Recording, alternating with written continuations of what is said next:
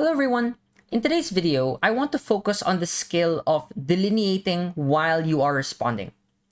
For extension speakers in particular, you might have been given the advice to add in the delineation of your case at the beginning of your speech as soon as possible. This just means that you have to explain how your case will be different from the existing arguments of your opening theme. This is good advice. However, I would say it's incomplete, as I also think that you have a great opportunity to consistently delineate while you are arguing and while you are responding. So to cap off this short series on making responses, I want to show how you can delineate while you are responding. The first step is to recap the incomplete engagement. This is so that you can set the stage for the eventual response that you will give. In my opinion, this step requires the most discipline in tracking and in being very specific on what was being said in the debate to clearly identify how a contention is being settled. I'll immediately go into an example here. Let's say the motion was, this house would allow corporations to run megacities, and you are closing government. Opening government runs the argument that megacities will benefit from the efficiency of corporations. They say that they are able to produce on economies of scale without being hindered by the delays of government institutions. Opening opposition's argument is that representation is very important, and that corporations, furthermore, can be very abusive and exploitative in the way that they manage a city because they are merely concerned for profit. Opening government's response to this is to say that being profit-oriented actually means that they will make sensible economic decisions, which means more economic stability and more money that can be channeled into welfare to satisfy the public. Hopefully, you can see by now that there's a lot going on here and a lot of points are being responded to at the same time. Here's how I would enter. Opening opposition's argument is that corporations are exploitative because they are profit-oriented, so they will not be representative of the interests of the public. OG's best response is to say that profit-orientedness means that they will be efficient and will make more money, which can be shared with the public. However, what is missing from this engagement is how corporations specifically differ from states in the process of making these decisions and how the incentives of government and companies differ. So here, I want to point out that we can take many routes here. We can dunk on OO and we can dunk on OG. We can dunk on specific points, but here I've chosen to demonstrate what the common flaw in this engagement is and what is missing in the analysis for one argument to eventually win over another, because now we've provided the reason for why the engagement is incomplete or why the responses are insufficient from either side. So the next step then is to insert your response to fill this gap in engagement.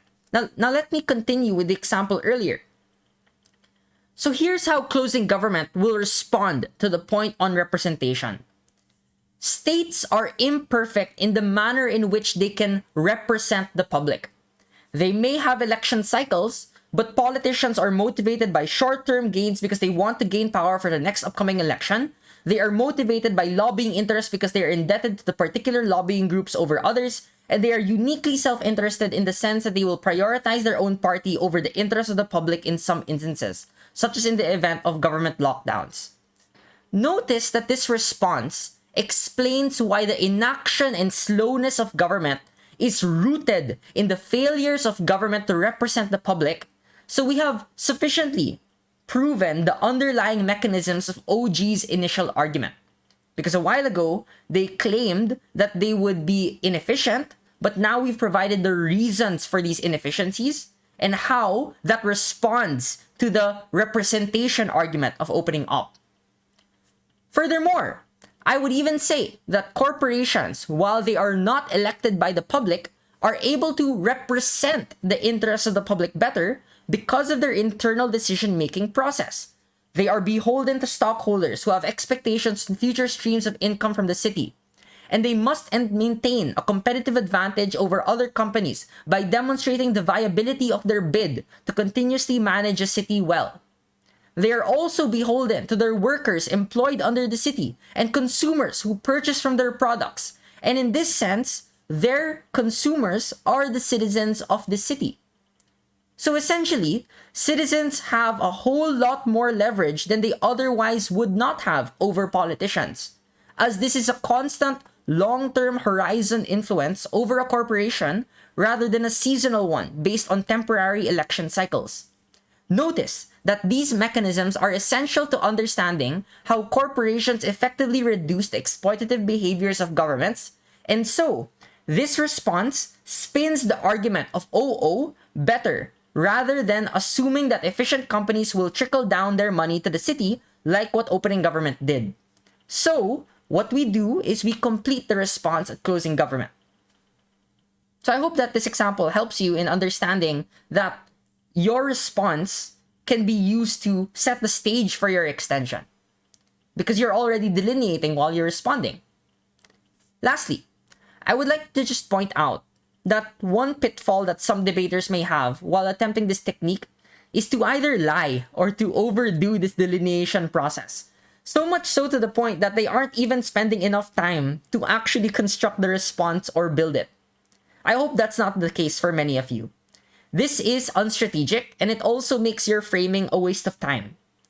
Instead, I think that the best technique is for you to be honest with the extent of your contribution, because in your head, this allows you to make a better strategic decision on whether you should emphasize this point at all later on in your speech, and this furthermore allows you to make clear on what grounds your argument stands for it to directly engage with other parts of the debate. After all, honesty in your responses makes it easier for the judge to later on have questions in mind while the extension is eventually being built around those responses too. So in the example I gave earlier, if your response to exploitation is that companies sometimes engage in actions of corporate social responsibility, then of course, this merely says that this is possible and that exploitation doesn't happen all the time. But note that you have not yet specifically pinpointed why this is likely to be the case relative to governments in terms of the manner of representation and its internal main incentives. So, this is a valid response, but this response can still be said to be incomplete. In the same way that opening government's response was still incomplete. So you're basically succumbing to the same flaws or similar flaws that they were also vulnerable to. So hopefully this exercise allows you to understand the purpose of your responses in the greater scheme of the debate, and it allows you to make more precise responses as a consequence too. Alright, that's it for today's video. Thank you everyone, and have a great day.